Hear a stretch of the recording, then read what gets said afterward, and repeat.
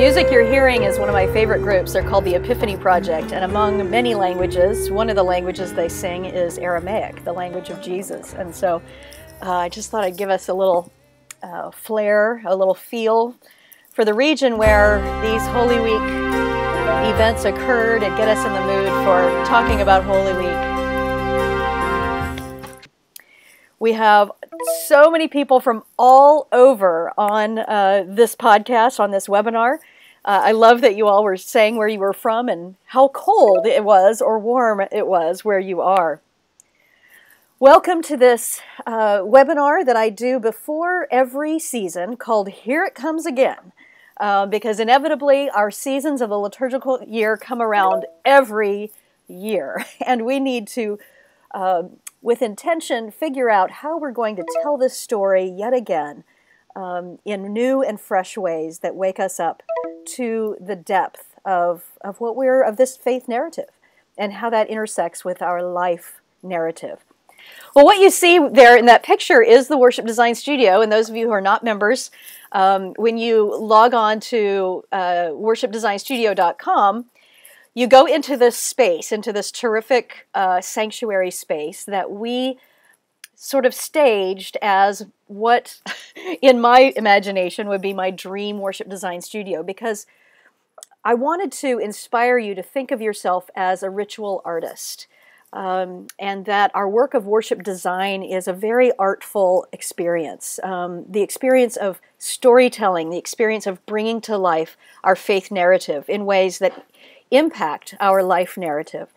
So those of you who are not part of the Worship Design Studio, if you'd like to become part of the Worship Design Studio, which means that you would have access to all kinds of webinars and members-only webinars and podcasts and interviews and worship series ideas, lectionary studies, all these kinds of things. For being on the webinar today, I'm going to give you a $50 discount on the usual $250 a year, which is unlimited people from your church. So for $200, using this coupon code Holy Week 2014, you can have all these resources at your fingertips all year long. So Holy Week 14, just write that down, and in case you want to spend, it comes out to be about one specialty latte per week is what it costs to get some worship resources. All right, here we go. Holy Week. This picture that you're seeing, this photograph, is a visual design, an altar design by Worship Design Studio guest expert Todd Pick. We have a couple of interviews with him in the Worship Design Studio about doing visual settings for worship. And in this picture, I love this picture. This is a setting he did for me at one of my planning retreats. And you can see that he used elements of light and water, which are germane to the whole story of Holy Week, and also those thorns around that water, just very evocative. And creating visuals for your Holy Week is a really important part of what you can do. And some of the textures and colors and things are just terrific to work with. So why consider the liturgical year? Let's just take a moment and remind ourselves what is really terrific about following the liturgical year, and especially in the high holy days of Holy Week. I started something called Foundation for Religion and the Arts in Kansas City when I was in seminary in Kansas City. And it was an interfaith project, and I was on the phone with Cantor Silbersher from the Jewish temple down the street, who was part of our interfaith group. And it was right before Holy Week, and he said to me before we got off the phone, he said, well, many blessings on your high holy days. And I thought, my what? My high holy days? You know, most of us Protestants aren't used to calling things our high holy days, but in fact, Holy Week is very much high holy days for us. And so how can we deepen our experience of Holy Week, draw more people into those services that we might do that are not on Sunday, so that they might enrich their spiritual journey with this incredible season. So the liturgical year, from the beginning, humans have been finding ways to ritualize human longing. Ever since we've been humans, we've been trying to find ways to express our feelings, our emotions, our connection to each other, and our connection to this vast, amazing creation, and the mystery of how it all came to be. From early rituals that were created around seasons and food and survival, coming of age, procreating, death. These were all very, very early human rituals. And we see these things coming back around in every religious practice, including Christianity. Later, the Hebrew people ritualized meaning, happenings. You know, whenever somebody encountered God, they'd build an altar. And they would create these commemorations around that. They created rituals around community, around promise and covenant. And so began to create narrative around which their rituals would bind them together, which is the root word of that word religion. Later, in Christian ritualizing, we began to ritualize a history, a specific story based on a particular person who was helping us to know what it meant to live with each other in right relationship. I'm going to pause for just a moment. For some reason, it's asking me to accept some more people, and I can't do that from this screen. So I'm just going to quickly accept all. I love that little button that says accept all. Isn't that good? I think we should all have little buttons at our churches that say accept all. All right. So then the development of the liturgical year happened, and it's the story of a living tradition that can deepen our present ritual practices. So that over and over again, we revisit these stories and go deeper and deeper into our understanding of them. It's not as if we just commemorate the past. It becomes a living tradition as we take it on. You know, the root of the word tradition is traditio. And traditio literally means to hand on or to surrender, not to hang on. And so as we pass on these stories, as we create these rituals to help us join in with those across the ages who have ever done so, it creates more and more of a living tradition. The cycle of the first century church was the week. There was no other main commemorations on a specific day. It was just one week after another, and that was the cycle. Sunday was called the 8th day and was seen as a foretaste of the reign of God to come. So 7 days of creation, and on this 8th day, this mystical sort of alpha and omega kind of understanding of the week. Then the second century church began to celebrate Pascha, Easter. And although every Sunday was still considered a little Easter for the early church, there was one date, the 14th of Nisan, which was a fixed date. And that was the first time that the early church created a commemoration, a day that would commemorate a particular happening in the history of the faith narrative. And as just one date, it was the unitive celebration of the whole of Jesus' death and resurrection. So the whole story was all in that one day, and it was the time par excellence for baptisms. This is our earliest indication of what baptisms were like in the early church, was from the apostolic traditions, an ancient document, and it describes somewhere around the late 1st century, early 2nd century, describes the baptismal rituals. And I describe this in when I do the Worship Design Studio planning retreats. We're doing those across the country this year. There's one in September in Lake Junaluska, and one in late September at the Wesley Center in Louisiana, Alexandria, Louisiana, and another one in Tahoe next October, late October, I believe, or early November. Can't remember. But if you're on my email list, you'll know about that. But we go through the whole description of apostolic traditions and the rich ritual that happens around baptisms. And they did it on this Easter Eve, because this was theologically congruent with the night that Jesus died and was raised again, and so too we die and are raised again through our baptism. Then by the 3rd century, the church has 3 big days. Do you know what they are? Let's see. People, go in your chat box. What were the 3 big days? So the Pascha was one. What are the other 2? Let's see if anybody can name what the other 2, the next 2 that we add to the liturgical year. Anybody got a guess? Pentecost is right, but Christmas is not. Anybody know? No, not Ascension. No. Epiphany is right. Yes, Epiphany is right. So Epiphany actually before Christmas. So the 3rd century, the church has Epiphany, Pascha, and Pentecost as 3 big days in the life of telling the story of the faith narrative. By the 4th century, when Christianity is all the rage, in other words, it comes out of the closet, it becomes legal, we see the 3 big days have developed into many more commemorations. So here we go. Out of Epiphany, Pascha, and Pentecost, all of a sudden Epiphany becomes Advent, Christmas, circumcision. I don't know what happened to that one. That one didn't survive. I guess it was cut out. Okay, sorry. Epiphany, and then the presentation of the Lord. I'm sorry, that was really bad. I couldn't resist, though. Then Pascha, Easter, turns into Lent, Palm Sunday, Maundy, Thursday, Good Friday, Holy Saturday, and Easter Day. So that gets all pulled out into many, many commemorations. And then Pentecost turns into the Great 50 Days. So not just the day of Pentecost, but the Easter season, which goes from Easter to Pentecost, and then Ascension and Pentecost are split out of that as well. So you see in the 4th century, lots of activity. All right, in 325, the First Council of Nicaea, the date of Easter was changed from a fixed date, and believe me, much blood was spread over this, and much pen and ink in the debate about whether Easter should be a fixed date or a moving date. But suffice it to say, the ones that won out were those that wanted a moving date, and this is the way they figure it.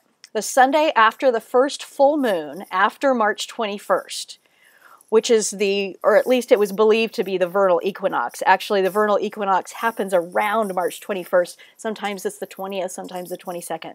That's why I say not really. But so the way we compute it is that the Sunday after the first full moon, around the vernal equinox, is Easter. So this liturgical year, April 15th is the first full moon after March 21st. So April 20th is Easter. Now that's actually much later than last year. March 25th was the first full moon, so it was really close to the 21st. And so March 31st was Easter. So this is why we get these widely varying dates of Easter. All right, so the one-day Pascha has developed into many more commemorations, partly thanks to Constantine's mama. Constantine, of course, the ruler who made Christianity legal, the state religion, his mother loved to party. And so pilgrims began to pour into Jerusalem for Holy Week commemorations in the 4th century. And Constantine's mama says we have to have something for them to do. And so at her urging, a lot of these rituals were developed in Jerusalem in Holy Week for the masses of pilgrims that were coming and wanted to go to the sites where these things happened. And so that's really where our liturgical calendar for Holy Week gets filled out. So then there were this migration of practices from one holy see to another. So a holy see is like a major city. So in this case of Holy Week, Jerusalem is a holy see, and pilgrims come to Jerusalem. They see what they're doing in Jerusalem. They go, oh, cool, let's do that. And they take their practices back home to their church. And this was all happening in the early church. And so we get a lot of diversity happening. And, you know, what historians have typically, actually not historians these days, but a few decades ago, historians would say that the church has gone from diversity to supposed uniformity. And I say, well, whatever, because I don't think we ever got to uniformity. I think this is the way church has been forever, is that we visit each other's places, we see what's going on, and those practices migrate. So, you know, I think it's wonderful that there's a lot of diversity around the faith traditions and the faith narrative. So, Christian ritualizing, as we said, began to tell a story, a narrative around a history, an identity. The rhythms of memory and time began to shape the way that we ritualize. And still, today, humans continue to find ways to ritualize human longing. So the journey of the liturgical year, I believe, is an organization of the story of faith and its messages as it intersects with human longing in the form of ritualizing. So I like to look at the liturgical year as what is it that we as humans experience, yearn for, long for on this spiritual journey, and how does the liturgical year answer that? when you come to my worship design studio planning retreats, where we go through the whole liturgical year and you go home with plans for the whole year, we look at the liturgical year, each season, in terms of what are the main questions that we can ask during this season that will begin to address those human longings and those human yearnings. And so that we take into account at every liturgical season who we are, what matters to us, that makes worship relevant, what we yearn for in our spiritual journey, and all of that in the context of whose we are. What it means to be a people of God, what it means to be a people of faith, walking a particular journey. And that's what I believe is the beauty of the liturgical year. So, Holy Week is in the midst of the Easter cycle, right? So the whole Easter cycle would start with Ash Wednesday and Lent, go through Holy Week, and end up with the Easter season and culminate in Pentecost. So let's take a look. On one side of Holy Week, we have Lent, this yearning to be fully known, to be accepted, to be transparent, to lay it all out on the table, to really come to terms with who we are in both the good and the not so good ways. Repent, turn around. This is the season of Lent. And one of the questions that I think is good for Lent for our communities is what are the deep questions for our congregation? Are we asking the deep questions of our lives? So a real introspective, reflective kind of season leads into then this Holy Week season. Now, after Holy Week, on the other side of Holy Week, is this Easter story, this yearning for purpose and renewal and new life in the midst of death, for starting again, for do-overs. And the question here can be, how can we live as Easter people without fear? Next week, I am going to be doing a webinar around the same time on the Easter season, ideas for the Easter season. So I will be sending out the sign-up for that webinar for next week as well. But here we are with Holy Week, in between that Lent and Easter story. Holy Week is that yearning for comfort in suffering, making sense of the pain of life, crying justice in the midst of injustice. And this is a time when we can ask ourselves, how can we be more present to the suffering of others? Holy Week really is that human story of disappointment, pain, injustice, all of those things that the world is still full of. And so it's a time to really juxtapose perhaps that faith narrative with our narrative in modern day times. So let's get to it. Holy Week. Let's start with Palm Passion Sunday. This is a day that is part Lent, part Holy Week. And therefore we have readings in the lectionary that relate to Palm Sunday, but also that Passion story.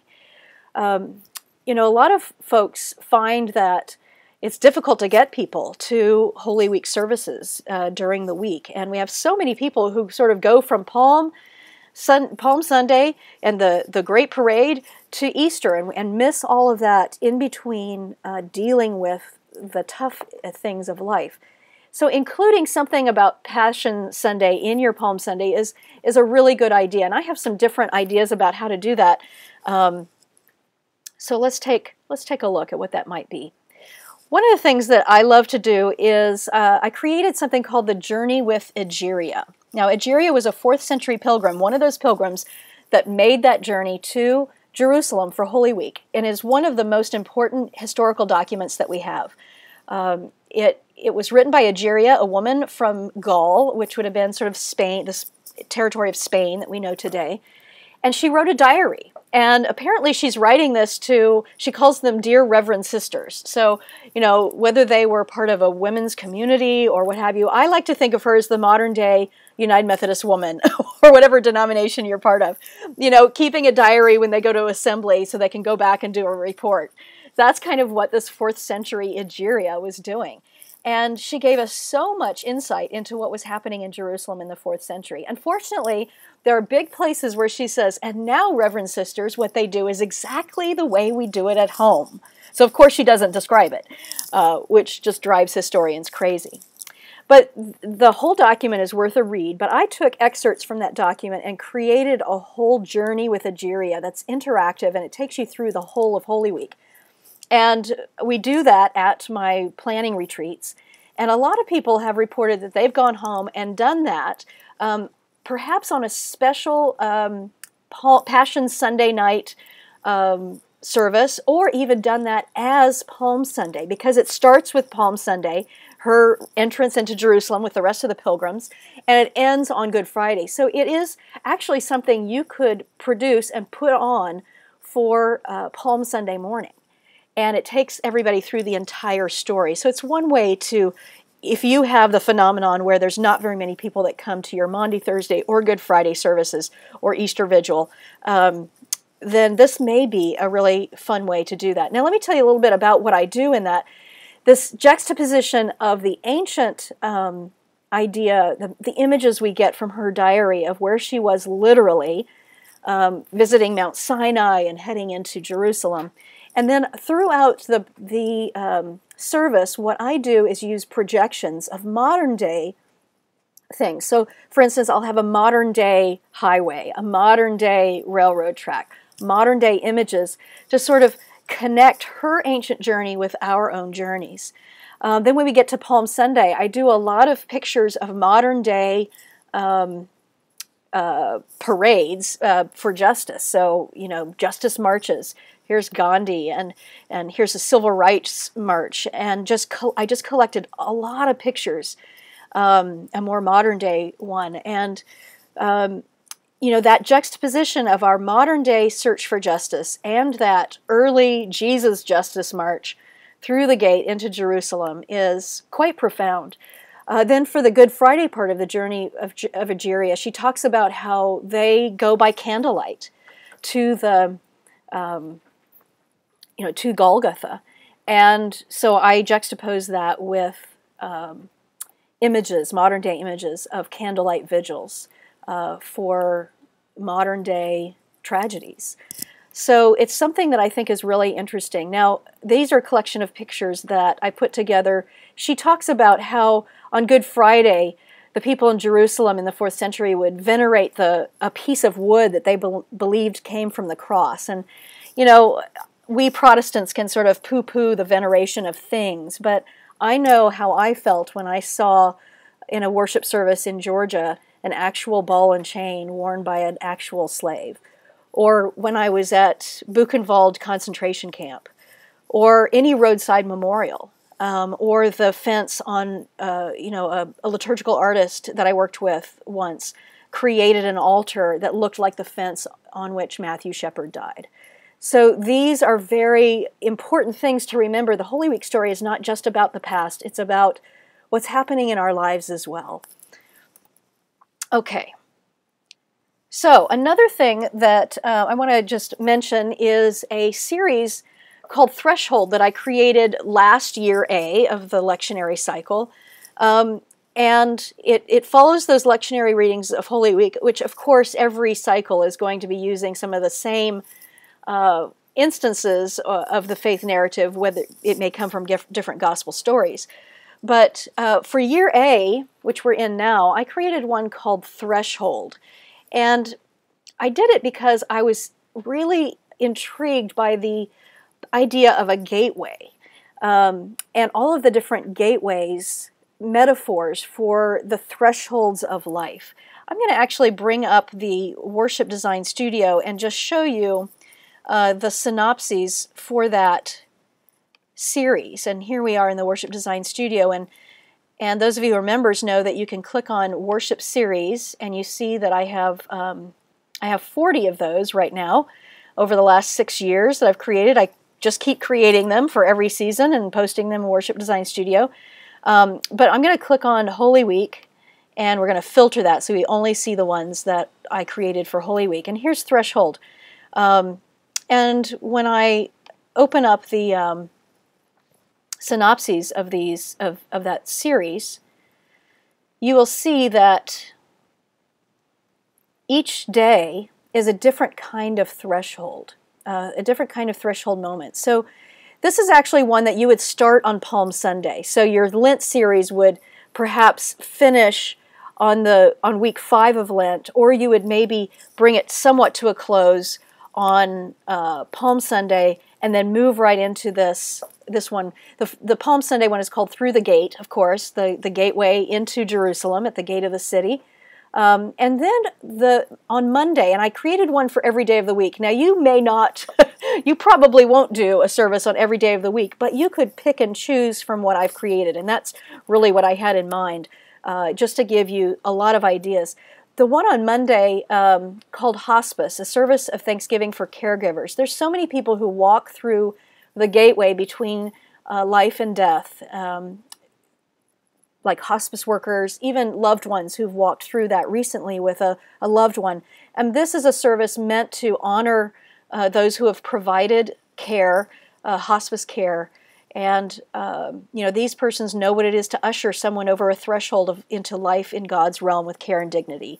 The next one is birth, and so it's meant to be a service for anybody who is feeling like they need comforting prayer and assurance in a new venture in life.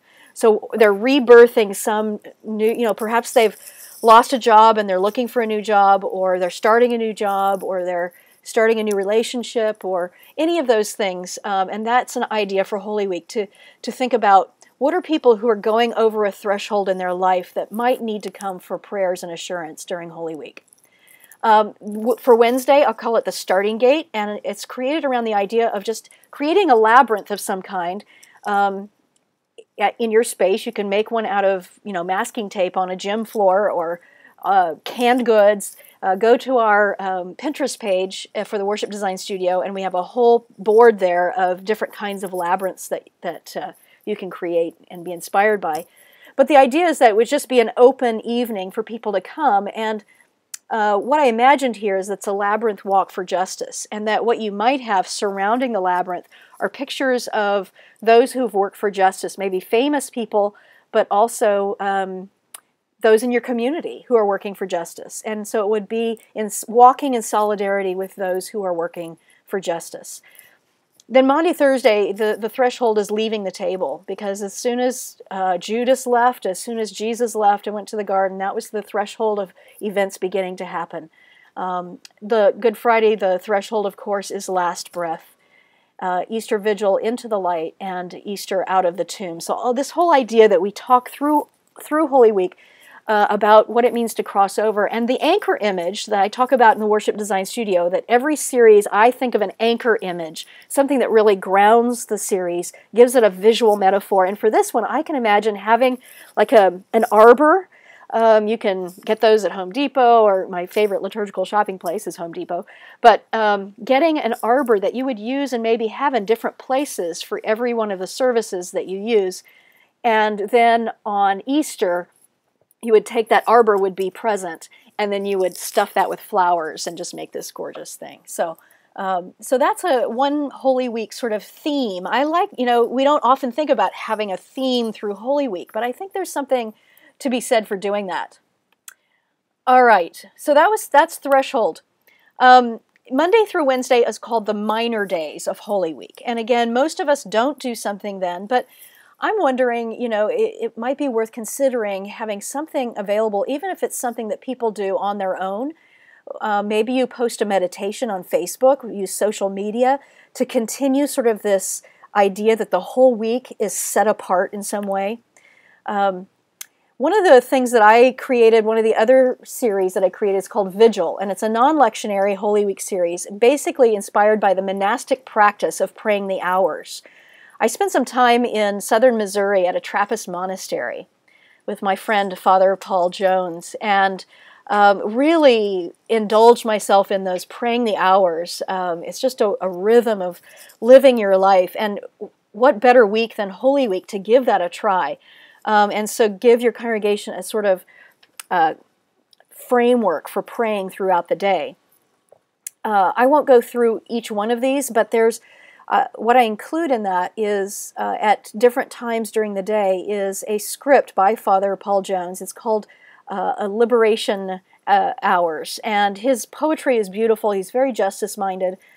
And then I have suggestions about, you could invite people to pray the same prayers at the same time every day to give that sort of repetitive thing, or You could invite people to pray a different prayer at one of the hours, at a different hour every day.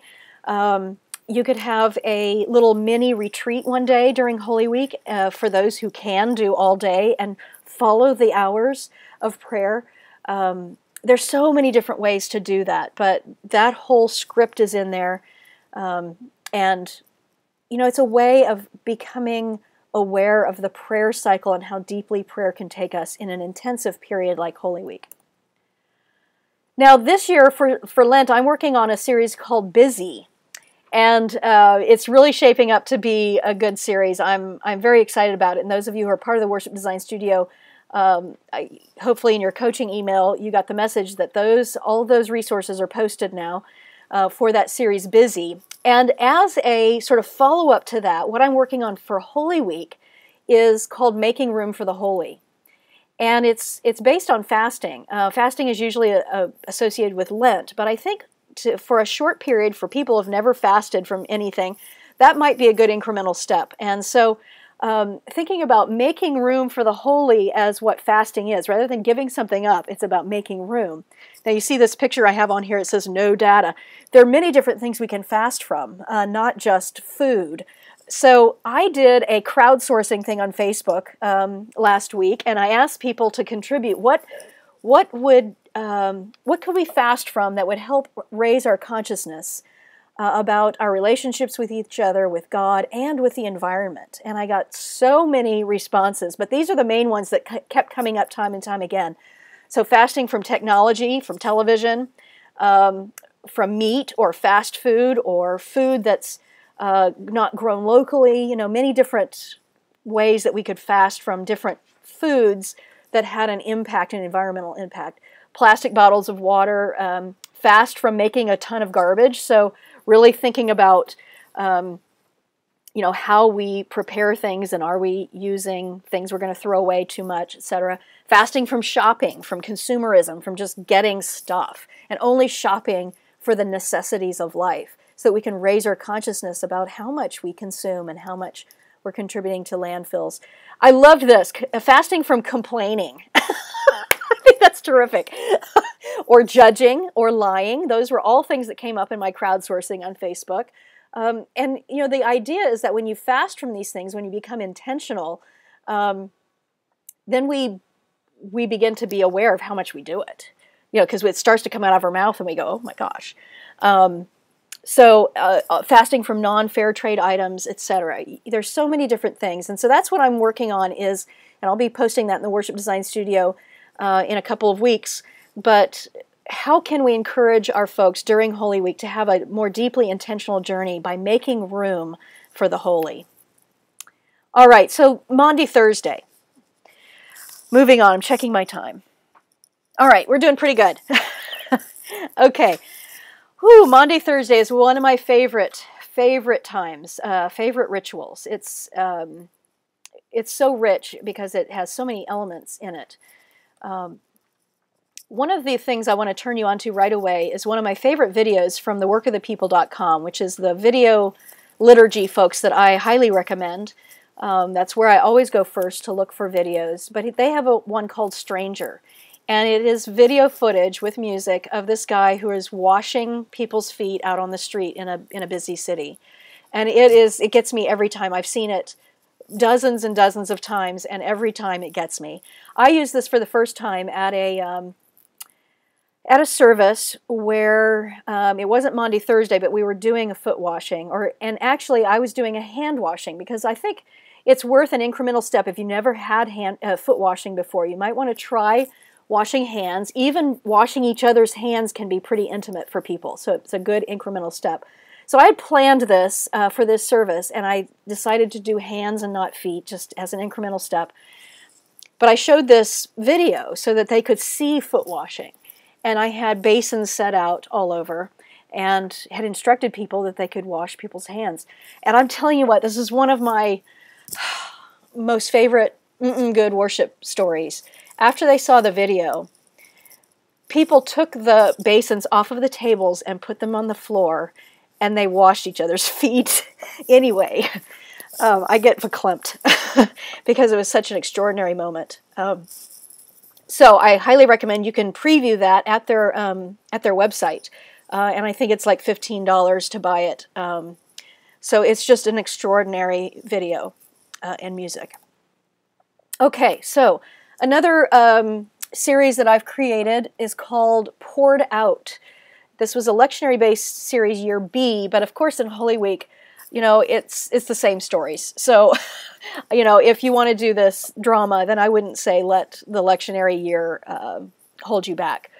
But basically, it's a drama. It starts on Palm Passion Sunday. So these characters, there's 6 characters, and each one of them has an element, and it's called Poured Out, Elements of a Resurrection. And they show up on the end of Palm Sunday, so sort of a preview to the Passion, and then they lead the community on Monday, Thursday, or Good Friday, you could do either one, through a whole liturgy involving these 6 elements of water, oil, wine, blood, tears, and light.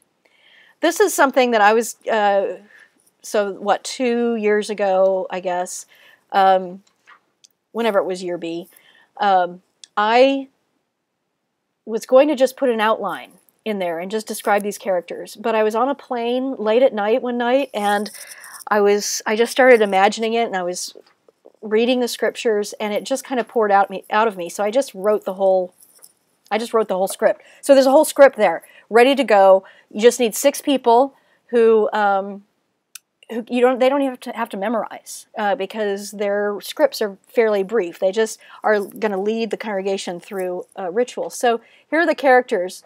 Mary, friend of Jesus, oil. She's the one with the long hair that marinated Jesus' feet. That's the only word I can come up with at the moment. Marinated. She washed Jesus' feet with the oil. Water. Simon Peter, disciple of Jesus, and his element is water. Judas, disciple and betrayer of Jesus, is the wine element. The Roman soldier, executioner of Jesus, is the blood element. And Mary, mother of Jesus, is the tears element. And then Salome, follower of Jesus, is the light element. And so I have folks doing this in a fellowship hall around tables, and then it moves up to the sanctuary for the final Good Friday kind of commemoration. And Salome leads us up there into the, I say up there because I always imagine fellowship hall in the basement, because that's what I grew up with. That's not true of everybody's church, but for some reason, I always imagine my church that I grew up in Adrian, Missouri. So that is, using drama on Good Friday or Maundy Thursday is, it's so at home there, right? I want to share with you a little bit of what St. Gregory of Nyssa Episcopal Church does in San Francisco. I have had the pleasure of being with them on Maundy Thursday and Good Friday. I've never done their Easter Vigil. But also, I wanted to show this to you because those of you in the Worship Design Studio, in the Seasons and Series section of the website, under the materials, Holy Week materials for Year A, the podcast is an interview I did with the original rector of St. Gregory, and he describes in detail all of these Holy Week services, and it is unbelievable. Many of the things they do may be a little bit, too edgy or on the edge or just too much for many of our churches, but you can adapt. And so I just wanted to show you some pictures. This is Maundy Thursday in their space. They have 2 spaces. One is the if you look far into where that mural is back, the iconography back in the back, that's their service of the word, and there's chairs set up. But then this open space is where they come and do communion every Sunday. And so in the open space for Maundy Thursday, they've set up a picnic, basically. And they have some tables and chairs for people who aren't comfortable on the floor. But then they've also set up cloth on the floor, as you can see, for this meal. And it's just so much fun. They have fruits and dates and cheese and crackers and nuts and things that you might have found in the first century. And then they set that around. Of course, it's an Episcopal church, so they have wine and they have sparkling cider and all this kind of stuff. So But you can see that it's really set up. They've got some flowers at each place. Really a fun setup. And then they go through some liturgy, and I love this little picture that I took of this little boy. The children are integral in this whole thing. They are included in every part. They have children who are processing things and reading things and helping to set the table. It's very family friendly. And this little guy, he did everything that the adults did. So here we are blessing the bread, and he's lifted that up. It's so amazing.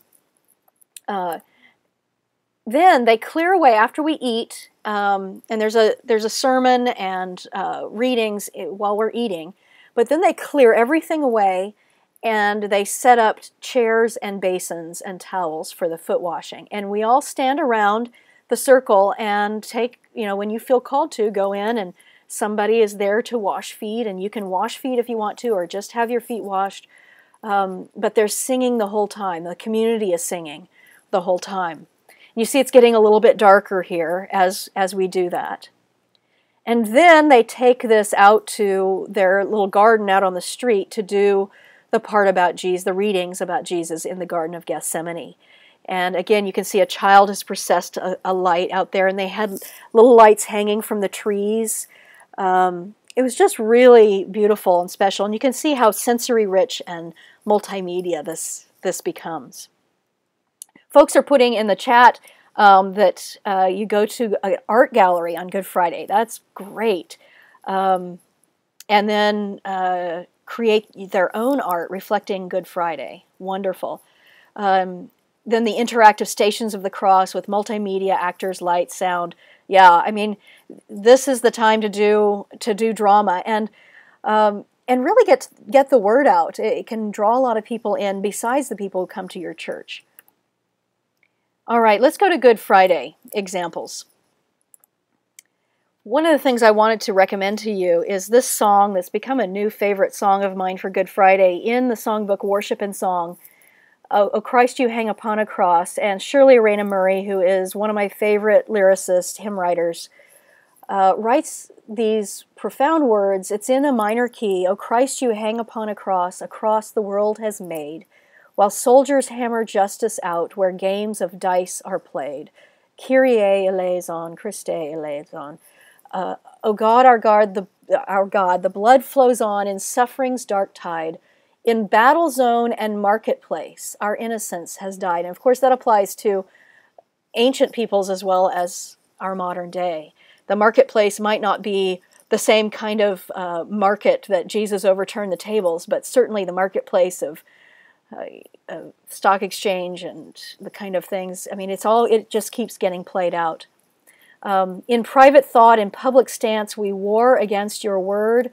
The law of love is crucified, the lines of evil blurred. I love that the law of love is crucified. And then, O God, this day, confront us all who love the world you blessed. In sorrow and in human shame, we lay these griefs to rest. So Worship and Song is a supplement that came out from Abingdon Press a couple years ago now, and it's totally worth getting.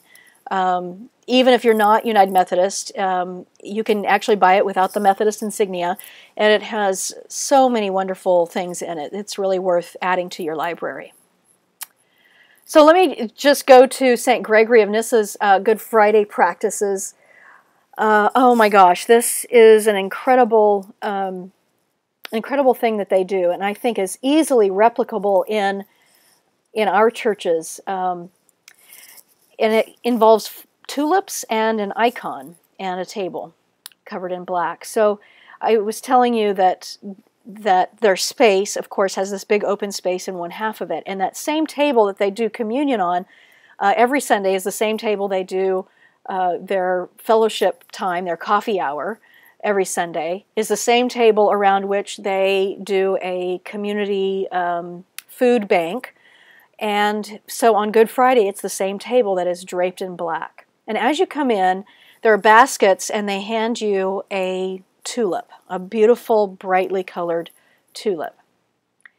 We have the service of the word, readings, sermon, prayers, that kind of thing. And then the procession around the black draped table is led by someone who's carrying an icon of Jesus. Now, St. Gregory uses a lot of iconography because their entire their walls are covered with iconography of saints, from ancient saints to Smokey the Bear, to Martha Graham, to modern sort of saints that you wouldn't imagine. It is not to be missed. And I want to mention that they have videos, a video compilation, just short video compilations of all of their Holy Week services on their website. So I would definitely go and take a look from there. I took those pictures from those videos, but it's worth a look. And in the Worship Design Studio, if you are going to listen to the podcast in detail about these things, I've got the links to those videos there as well in that flipbook. So they process this icon of Jesus in the tomb, and they lay that on the table. And then one at a time, just in silence, as you feel so called, you go up and you lay your tulip on that table. And it's striking because the whole room is dark except for a spotlight on that table. So it is just absolutely gorgeous. Some people will kiss the icon, that feel comfortable with that. Some people just lay their flowers down. And here it is at the end, after everybody's set their flowers on there. And of course, this image is recalling, for anybody who's ever been to a funeral, flowers on a casket. And, it's meant to, I think. It is an appropriate time to associate those that we've lost with the death of Jesus, knowing that we also believe in the resurrection to come. They incense the table here, and then there's a moment where the cantor sings, "We bow down to you," and people kneel and bow down if they are able to do so, and go prostrate. It's very powerful, even if you have never done that before in your life, or that feels way high church, or it feels way Orthodox or way Catholic. It is a gesture that, I would venture to guess that all of us in our grief at one time or another have doubled over. And so it is a visceral human response that is ritualized here. If you do not have a Good Friday service, couldn't that be done at the end of the Maundy Thursday service, is the question on the chat box. Absolutely. That's absolutely right. Could be a very powerful last thing. And this is the last moment of the Good Friday service at St. Gregory of Nyssa, because then people just begin to go away and in silence. And the room is left. And there's a picture of the room at the end left. Whew, powerful, right? Amazing. I have done so many things on Good Friday. I have, of course, Stations of the Cross.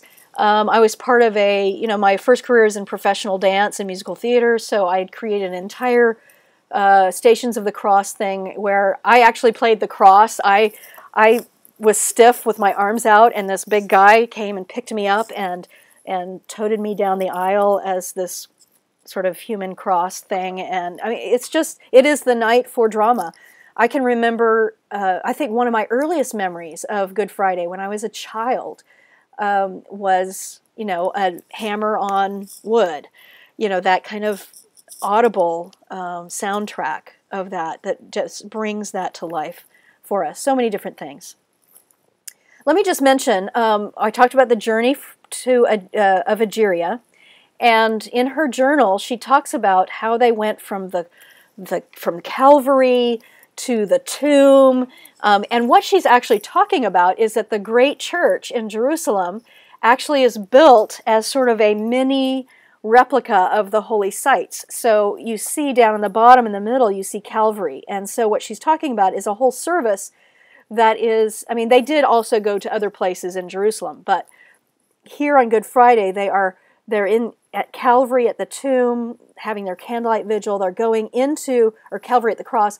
They're at the tomb in the Anastasis, the rotunda you see there, that round place, built where they believed the tomb was. And so you could do the same thing. And in the Worship Design Studio, Egeria's journey is in a series called Story Dwellers. That's where you'll find my script and my suggestions about how to put that together. Somebody's asking, where would you get access to Egeria's journal? Online, actually. Just Google Egeria's journal, and you can find the script, the whole script. Now, what's in the Worship Design Studio is how I've condensed it and culled it down and put it into action within the church.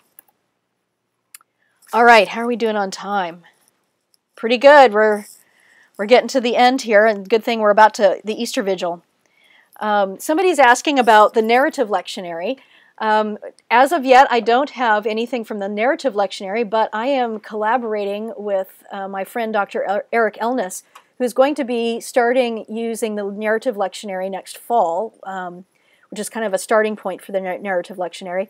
And I'm going to do that in the Worship Design Studio as well next year.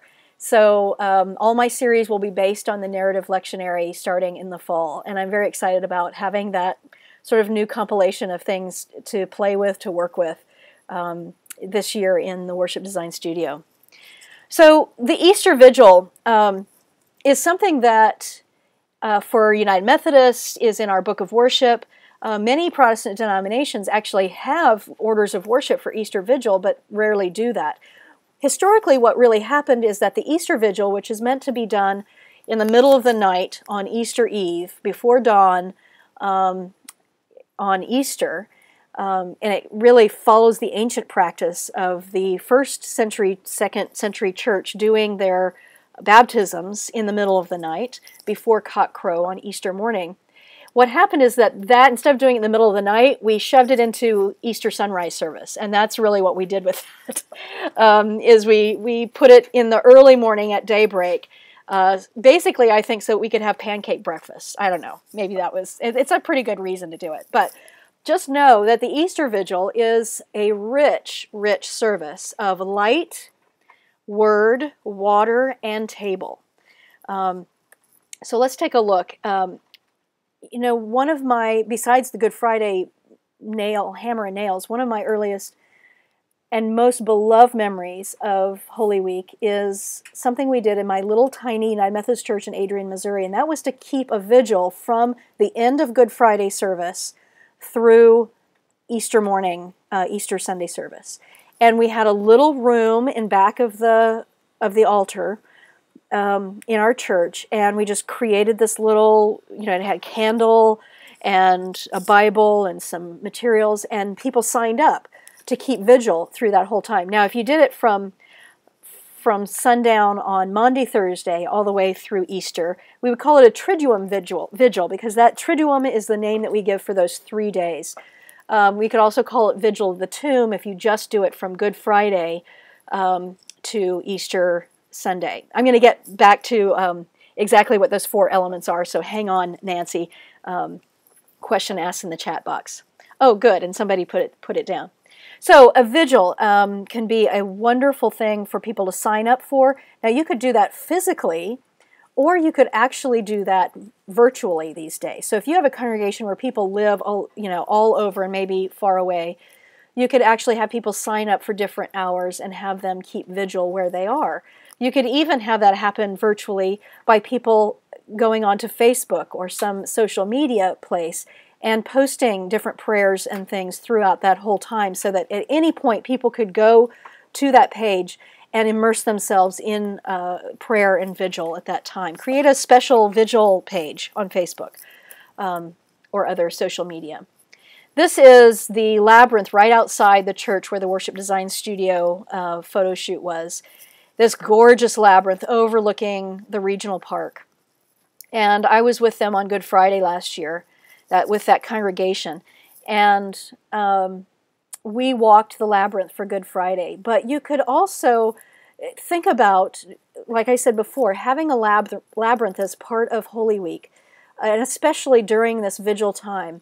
Have it open so that people can come and walk that at any time before Easter, all day Saturday, maybe all night, and let people come.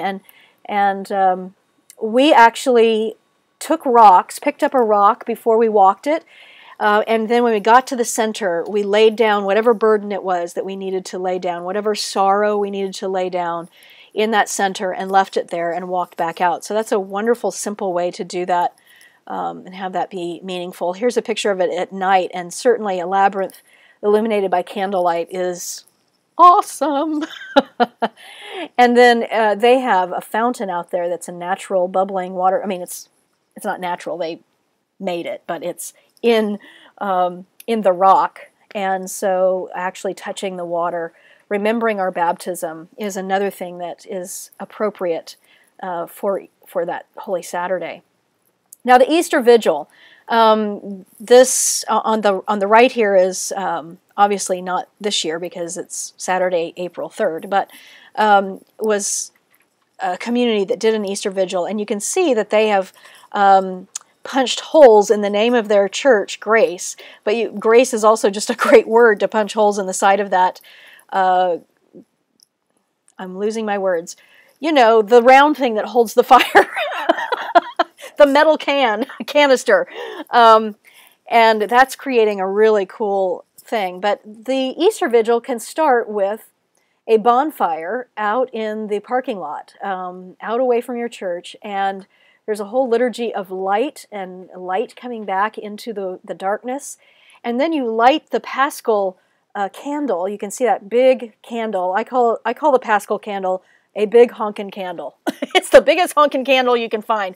And that is lit from the fire and then processed into the church.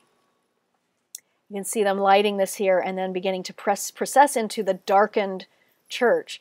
And so the light begins to fill, and then you have everybody, like Christmas Eve, and who doesn't love candlelight stuff at Christmas Eve? Here's another time to do that. Everybody gets to light their candle and begin to fill the church with light and beauty. And really, so this is the beginning of the light coming back into the darkness. At gbod.org, General Board of Discipleship, Taylor Burton Edwards is the worship resource person there, and he's just brilliant, and he is an amazing liturgist and historian, educator.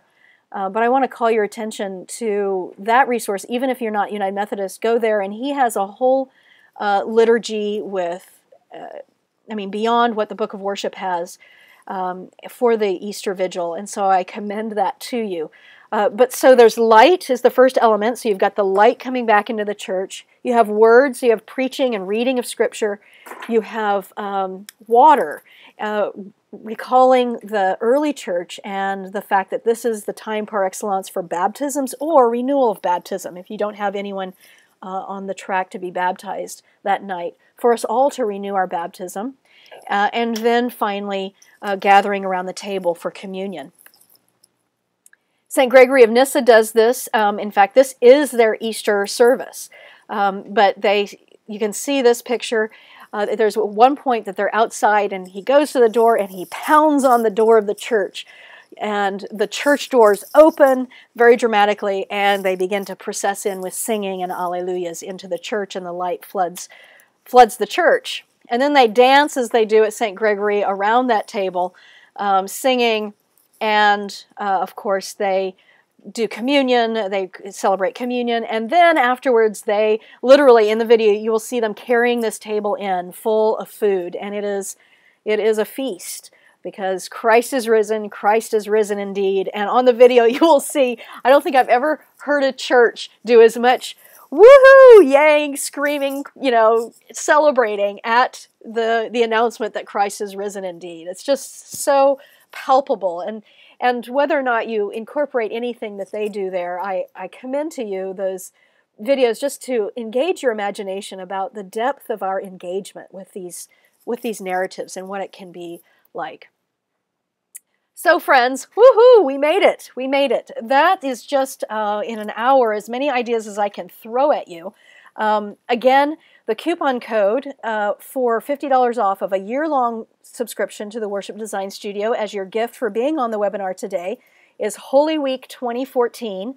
Go to worshipdesignstudio.com, and when you get to the place where you can sign up, there's a little button that says subscribe now, and then there's a coupon code box, and you can put that in and get $50 off of that. I'd love to have you in the Worship Design Studio if you're not already there.